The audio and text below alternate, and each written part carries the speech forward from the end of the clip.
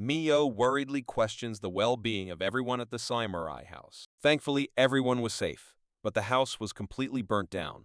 Miyo requests Kyoka to take her to that house one last time. As they both reach the samurai house, Kyoka helps Miyo walk along with updating that Shinichi let all the servants go and shifted with his wife to their villa in the countryside. This silent fall from grace resulted in Kaya being sent as a servant to a family that was rather strict. This will help groom her for the better. Even though it was Tatsushi that caused it all, the news of this is not broken to the public yet, but Tatsushi won't be leading his family anymore. The elder son, Kazushi, will take over, and the Tatsushi family will be serving the Kudo family from now on. Koji enters Kaya's room where she is packing her few belongings to leave. Koji tries to encourage her to have a fresh start so they can both rebuild the samurai family, but Kaya does not seem to have learned the least bit.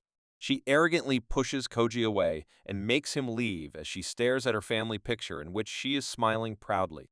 The pride that's no more left. Miyo walks up to the cut-down trunk of her mother's cherry blossom tree. She shares it was the reason she wanted to visit again. As soon as Miyo sadly teaches the wood, she feels a sudden jolt on her hand, making her back away. Kyoka worriedly looks at her, but the focus is then shifted to the tree that vanishes into ashes right in front of their eyes. Kyoka feels guilty for making Miyo sad. He apologizes for not limiting the attack, so everything does not burn down. Miyo stops him from apologizing for acting out too much as she is very grateful and happy that he did it all just to save her. While walking back, Kyoka tells her about their engagement as he wants to officially make her his fiancée, but he knows that the samurai family won't be able to participate well. He then mentions the part of Miyo meeting his father. He was the one pestering Kyoka for marriage and sent the proposal. Miyo gets worried about her impression as she is sure the proposal would have been for Kaya. Kyoka thinks about it and so casually mentions burning his father to charcoal if they ask him to marry Kaya.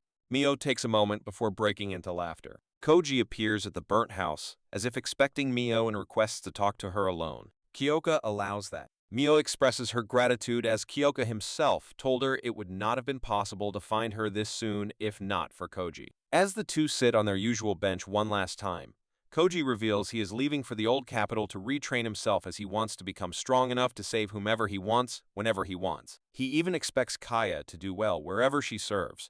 Well, we have our doubts about that. Koji then mentions that in the last proper conversation they had, back in the rain, he was about to tell her something, but he couldn't. It takes a little time for Miyo to recall the incident, and she figures he was going to confess his feelings for her back then.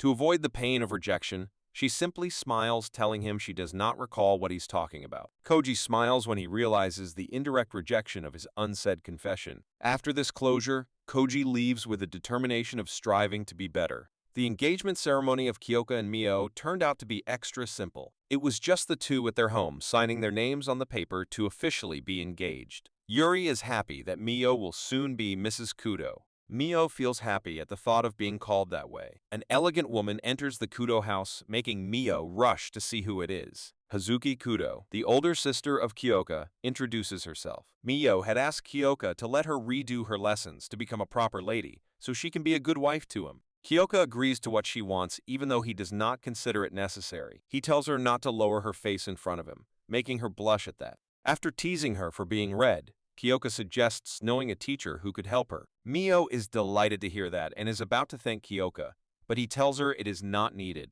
He is not doing a favor to Miyo, but putting a person of leisure to good use. Well, that statement could only be said about one sibling, so without a doubt, Kyoka was talking about inviting Hazuki over to help Miyo. Although the message was not quite clear for Miyo, Hazuki and Miyo introduce each other over a cup of tea. Only a few sips are enough to reveal how lively Hazuki's personality is. Yuri enters the room and Hazuki and Yuri greet each other as if they were two young girls meeting after summer break. Yuri is delighted that Hazuki didn't change one bit while Kyoka calls it a good grief that she didn't change. As everyone sits together, Hazuki talks about teaching Miyo, expecting her to know about it. But Miyo's blank response makes her question Kyoka. Kyoka, a man of few words, thought the message was clear by him. As Hazuki starts her discussion on the lessons she is supposed to give, she shares being divorced, but as she studied at a girls' school, she knows the basics of lessons Miyo needs. She praises Miyo for already knowing the basics of how to act like a lady. Yuri notices Kyoka lurking around the room with the excuse of reading a book and laughs. Hazuki is so fond of Miyo already that she wants to take her with her but,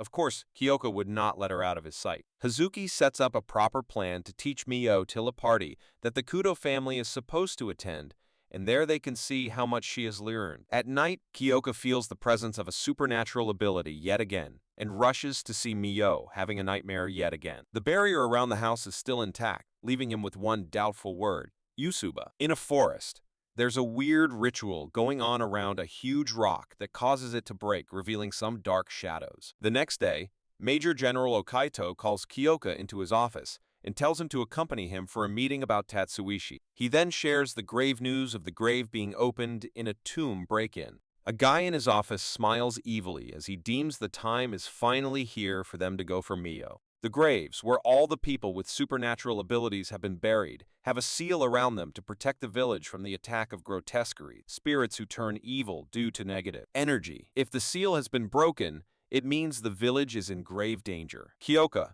Okaito, and Kazushi proceed to meet Prince Takahito. The prince is known to receive revelations, and after the seal is broken, he receives a revelation of a battle approaching them. Takahito stops Kyoka and tells him to be careful about his fiancé's safety as well. Miyo, on the other hand, continues to have her lessons from Hazuki, be it dressing in Western attire, standing, focusing her eyes, posture, or gait. Hazuki has been training her about everything. To tell her how she should smile, she narrates a story of Kyoka's greed for food to make her giggle. Hazuki then taught her the etiquette of eating a fancy dinner. The time being spent with Hazuki has been encouraging Miyo to learn more and more from her, to stand well with her husband. Kyoka worries about the danger around Miyo and wonders if this has something to do with her being Yusuba blood. The Yusuba family has been known for their unique and dangerous supernatural ability. They can not only read the minds of others, but also slip into their memories and dreams to haunt them or sabotage them. Miyo having nightmares could be related to this, but there has been no intruder near their house. Wanting to find answers, Kyoka leaves his office. Hazuki discusses the rest of the things left to train her for and proceeds to mention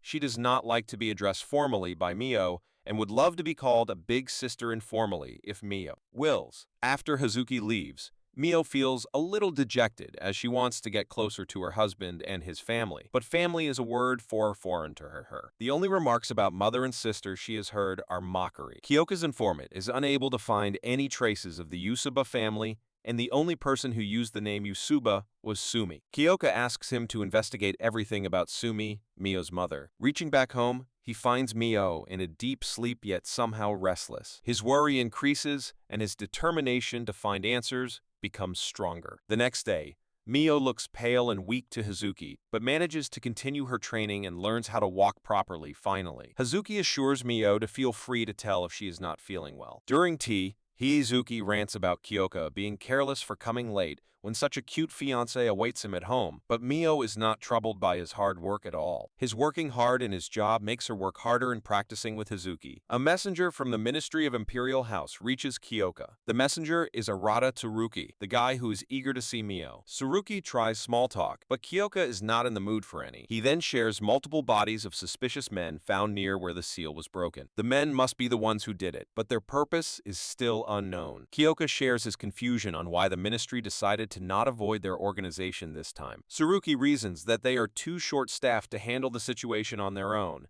and it took some higher-ups to convince the ministry to do so. Well, Kyoka still doesn't seem satisfied as Tsuruki is not part of the ministry, then why is he the messenger? Tsuruki explains his trading company has links with the ministry, so when things get hard for them, they have him negotiate on their behalf. Tsuruki adds knowing about the recent engagement of Kyoka and talks about being envious of him finding the right partner this soon. Kyoka avoids him and agrees to cooperate with the ministry on the matter at hand. Tsuruki wishes him luck. Kyoka and his team reach the forest to examine the situation. He guides everyone to report if find any grotesqueries. Okaito briefs Kazushi about finding this injured man near the site like many other men, but no one has yet survived, even though breathing. The assumption is that they might have come in contact with a grotesquerie and are cursed. Kazushi knows about lifting curses, so Okei tells him to give it a try. As Kazushi tries to undo the curses and evil aura he witnesses make him jolt out of his way. Sweating and panting, Kazushi announces this curse is beyond his limits. Kyoka finds the extreme silence in the forest a little weird, but he gets alarmed when senses evil spirits around him. As grotesqueries surround Kyoka and the team, they similarly surround Miyo in her dream. Some hands try to catch her, just the way they do to Kyoka in the forest. Her feet are caught, and she is pulled down while Kyoka finally manages to defeat the evil surrounding him. Miyo wakes up with a gasp